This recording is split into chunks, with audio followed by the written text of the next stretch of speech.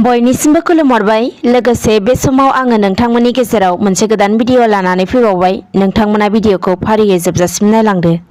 दिनै क'क्राझार सहरनि सोनाब फारसे सान्दामारियाव थानाय बड'फा कालचारेल कमप्लेक्सआव BTR सरकारा अमा फिसिनायनि बिथांखि एबा बड'लेण्ड अमा मिशनखौ बेखेवनानै होबाय। मख'नो नांगोनदि आसामनि जुनार फिसिग्रा आरो आबाद बिफाननि मन्थ्रि अतुल बरा बिथाङा आलारि बाथि सावजेननानै बे बिथांखिखौ बेखेवजेननानै होदों आरो बे हाबाफारियावनो बाहागो लानो हादोंमोन आसामनि केबिनेट मन्थ्रि इउजि ब्रह्म, BTRनि मावफुंगिरि सोद्रोमा प्रमद बर', क'क्राझार सानजा बियाबनि MLA लरेन्स इस्लारि, सिडली बियाबनि MLA जयन्त बसुमतारी, BTRनि मावफुंगिरि सोद्रोमा डक्टर नीलुत स्वर्गियारि, विल्सन हास्ता, अरुप कुमार दे लोगोसे जुनार फिसिग्रा बिफाननि मावफुंगिरि बिथांमोना बे हाबाफारियाव बाहागो लादों।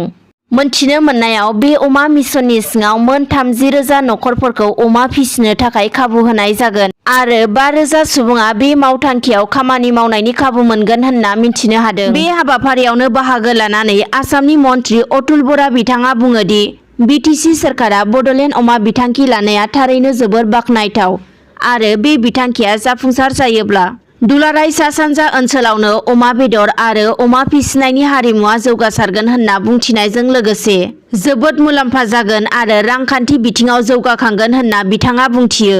गुबुन फारसेथिं बे हाबाफारियावनो बाहागो लानानै BTRनि गाहाय मावफुंगिरि सोद्रोमा प्रमद बर'आबो बुङोदि बोसोर बोसोर राजखान्थियारिनि थाखाय सोमावसारबोबाय, नाथाय आथिखालाव रांखान्थियारि सोमावसारनायनि सम सफैबाय। बिनिखायनो रांखान्थि जौगानायनि थाखाय BTC सरकारा अमा फिसिनायनि बिथांखिखौ मावफुंनो नांगोन आरो बे बिथांखि लानाया थारैनो जाफुंसारगोन होनना बुंनायजों लोगोसे बे बिथांखिनि जोहै बेखारनि जेंनाया सुस्रांजागोन होनना बिथाङा खौरांगिरिनि गेजेरजों रोखा फोरमायनानै होदों। दानिया गुबुन खौराङाव फैदो। थांनाय हरनि समाव गंसे एम्बुलेन्स आरो टेम्पु गारिनि गेजेराव सौग्रावलायनानै 5 सुबुंनि जिउ खहा। मोनथिनो मोननाय बायदिब्ला बे जाब्रबथाया कामरुप जिल्लानि बायहाथायाव जानानै थांदों आरो बे जाब्रबथायाव जायगायावनो 2 सुबुङा जिउ गोमायो आरो 3 सुबुंखौ गुवाहाटी मेडिकेल कलेज हस्पिटालाव फाहामथाय होनो लांनाय जादोंमोनब्लाबो बेसोर 3 सुबुङाबो जिउ गोमायो होनना खौरां मोननो हादों। जिउ खोमानांनाय 5 सुबुंफोरा फारियै बिमला बर', बिलेश्वरी ब्रह्म, तुफान बर', बगिता बर' आरो अनन्त राजबंशी होननानै मिथिनो हादों।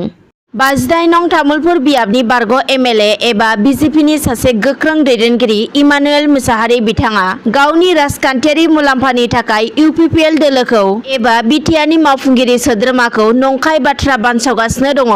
बे बाथ्राखौ बुंथिदों तामुलपुर जिल्ला UPPL दोलोनि गाहाय नेहाथारि फनिन्द्र नार्जारि बिथाङा। दिनै तामुलपुर जिल्ला UPPL दोलोनि गाहाय नेहाथारि फनिन्द्र नार्जारिया खौरांगिरिनि गेजेरजों बुङोदि थांनाय बावैसो आसाम रायजो BJP दोलोनि आफादगिरि भबेश कलिताया 58 नं तामुलपुर बियाबखौ रायजो आरो काउन्सिलाव जथायै सोरखार दाफुंनाय UPPL दोलोनो हगारनानै होगोन होननानै बुंनायनिफ्रायनो इमानुएल मुसाहारि बिथाङा गावनि राजखान्थियारि मुलाम्फानि थाखाय UPPL दोलोखौ एबा BTRनि मावफुंगिरि सोद्रोमा प्रमद बर'नि सायाव गोबां नंखाय अजद लाबोगासिनो दं होनना फोरमायथियो। नाथाय बारग' MLA इमानुएल मुसाहारि बिथाङा जेबायदि UPPL दोलोखौ एबा BTRनि खुंगिरि प्रमद बर'नि सायाव जेबायदि खोथा बुंदों बेफोर गासिबो नंखाय एबा ओंथि गैया होननानै बिथाङा बुंथियो। बेजों लोगोसेनो फनिन्द्र नार्जारि बिथाङा बुंबावो दि बारग' MLA इमानुएल मुसाहारिया उदां बिजाथि महरै फैगौ उफ्रा बिसायख'थियाव गेलेयोब्लाबो UPPL आरो BJP दोलोनि गेजेराव जेबो खहा जाया होननानै बिथाङा बुंथियो। दैज्लां बोथोरनि गोबां अखा हानायजों गोबां जायगायावनो गोबां सुबुंफोरा दैबानाजों भुगिनांनो गोनां जादों। बेबायदिनो चिरां जिल्लानि खयलामयला गामियावबो गोबां अखा हाबाय थानायनि जाउनाव गोबांनि नखरा दैबानाजों बुखारजालांनो गोनां जादोंमोन आरो बेफोरबायदि जाथाय एबा जेंनाफोरखौ नुनानै बर' सावथुन मुलुगनि माखासे मुंदांखा फावखुंग्रि रिया ब्रह्म जेरै फुजि बसुमतारी बिथांमोना थांनाय बावैसो सानाव बेफोर जेंनाफोरनि सायाव गोथौ दुखु मोननायजों लोगोसे गाव गावनि फारसेनिफ्राय दैबानाजों लोमसाव जाना रिलिफ थानांनाय खयलामयलानि थागिबि सुबुंफोरनो जाग्रा लोंग्रा गानग्रा जोमग्रा बायदि माखासे नांगौ जानाय मुवाफोरनि सायाव अनसुंथाइ हैदोंमोन आरो दिनैबो खौरां मोननो हानाय बायदिब्ला बर'नि गेजेरावनो बयजोंबो सिनायजानो हानाय फावखुंग्रि गेमस्रि दैमारि बिथाङाबो गावनि फारसेनिफ्राय खयलामयलानि थागिबि सुबुंफोरनो अनसुंथाइ हैदों होनना मिन्थिनो हादों। आरो बिथां गेमस्रिया बे हाबाफारियाव प्रकाश नार्जारी बिथांखौ लोगोआव लानानै थांफादों। जानो हागौ बर' हारिनि गेजेराव प्रकाश नार्जारी बिथांखौ गोबाङानो सिनायसै, जिहेथु बिथाङा बर' समाजनि गोबां मोजां खामानिफोर मावबोगासिनो दङ। आरो बे हाबाफारिनि गेजेरजों खयला मयलानि रायजो राजाफोरनो अनसुंथाइ हैनो हानायनि हाबाफारिखौ प्रकाश नार्जारी बिथांनि हेफाजाब आरो मददनि गेजेरजोंनो जाफुंसार जानो हादों होननानै बिथां गेमस्रिया फोरमायदों। बेनिखायनो प्रकाश नार्जारी बिथांनि सायाव हाजासे साबायखर बावो गेमस्रि दैमारी बिथाङा। दानिया फैबावदो, थांनाय बावैसो माजुलिनि निमाथि गाथोनाव नाव जाब्रबथाय जादोंमोन आरो बे जाब्रबथायाव सानै सुबुङा गोमानानै दंमोन होनना खौरां मोननो हादों। आरो मोनथिनो मोननायाव थांनाय सनिबारनि बेरेफुंजानो सानै सुबुंनि गेजेराव सासे सुबुंनि गोथै देहाखौ बोखांनो हाबाय। खौरांनिफ्राय मिथिनो हानाय बायदिब्ला एनडीआरएफ आरो एसडीआरएफआ गोख्रों नागिरबोगासिनो थानायनि गेजेरजों थांनाय सनिबार फुंनि समाव बिश्वनाथ जिल्लानि बुरलुंबुथुर दैमानि बासा आइलेन्डनि बिश्वनाथ गाथोननिफ्राय बोखांनो हादों। आरो दा नखरनि सुबुंफोरा गोथै देहाखौ सिनायथिनो हानानै इन्द्रसर बरा होननानै मिथिहोदों। आरो मोनथिनो मोननायाव इन्द्रसर बराया सासे फरायसालिनि फोरोंगिरिबोमोन। आरो दायो गोमानानै थाबावनाय सासे सुबुंखौ जरहाटनि थागिबि डक्टर बिक्रमजित बरुवा होननानै मिथिनो हाबावदों। दानिया गुबुन खौराङाव फैदो, आसामनि गिबि मन्त्रि डक्टर हिमन्त बिश्व शर्मा बिथाङा थोंजों आबादारि बिफानाव जुनिया थिसनलाइजों लांदां जानाय मासिखौ आबुं खालामनांगौ, लोगोसे गोदान मासि दिहुननायनि बागै साननांगौ होननानै मावख'नि गेजेरजों फोरमायदों। आरो बिथाङा 15 साननि गेजेरावनो मोनसे पार्मानेन्ट एसेट पर्टेल बेखेवनो थाखाय फिल्ड अफिसारखौ बिथोन होदों।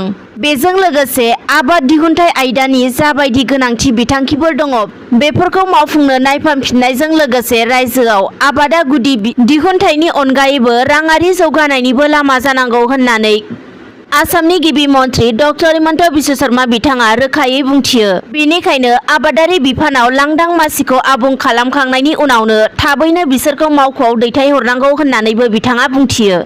आरोबाव फैबावदो, क'क्राझार जिल्लानि गसाइगाव महकुमानि सिङाव थानाय कसुगावनि उत्तर गङिया सार्कोल कमिटि बिपिआइनि बानजायनायाव गासै मावथिफोरखौ लानानै बिपिआइ दोलोआ मोनसे खौरांगिरि मेल खुंफुंदों। आरो बे खौरांगिरि मेलावनो बाहागो लानो हादोंमोन धरणी कुमार बसुमतारी, क'क्राझार जिल्ला बिपिआइनि आफादगिरि उमेश ब्रह्म, नेहाथारि नबकुमार ब्रह्ममोनजों लोगोसे बिपिआइनि गोबां दैदेनगिरि बिथांमोना। मख'नो गोनांदि बे खौरांगिरि मेलनि गेजेरजों उमेश ब्रह्म बिथाङा बुङो दि गोबाव समनिफ्रायनो बिपिआइ दोलोआ भारतआव थानाय गासै भटारफोरनि मोनथायखौ लानानै सोमावसारबोदों आरो उनावबो सोमावसारबाय थागोन होननानै बिथाङा फोरमायथियो। आरो बिथांमोना बे मेलनि गेजेरजों मोनथिहोबावनाय बायदिब्ला खुंफुंजानो गोनां उफ्रा बिसायख'थियाव गासै मोनब्रै बियाबाव बिजाथि फसंनो साखाफारा जाबाय होनना फोरमायो। आरो साफ्रोम भटारफोरनो सोरखारा भटारशिपखौ होथारनांगौ होनना दाबि खालामो। बेजों लोगोसे बिथांमोना बे मेलनि गेजेरजों बुंबावो दि सोरखारा जेसेबांनाखि समसिम भटारफोरनि मोनथायखौ होआ अब्लासिम बिपिआइ दोलोआ दाबि खालामबाय थागोन होनना फोरमायो। दिनैनि खौरांफोरा बेखिनियानोसै। गोजोन्थों।